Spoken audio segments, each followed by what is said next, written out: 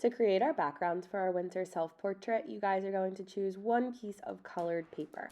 I knew I wanted my background to be kind of blue, so I chose a light blue background paper. Make sure you put your name and class code on the back, and then we're going to be ready to paint. For this project, we're going to be using what we call a dry brush technique.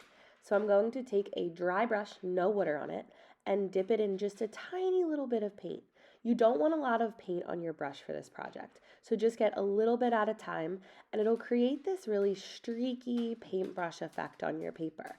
If you have too much paint on your brush, then it's just going to look like we're globbing it all over the place, and it won't leave that texture behind.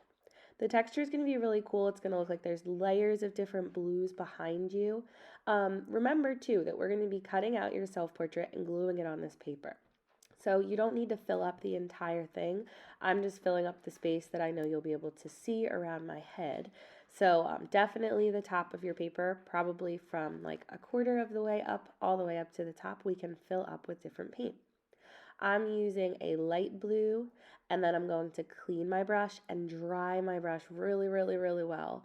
And then I'll use some dark blue on top just to create some different layers of blues, make it look like a really blustery day outside behind my winter self-portrait.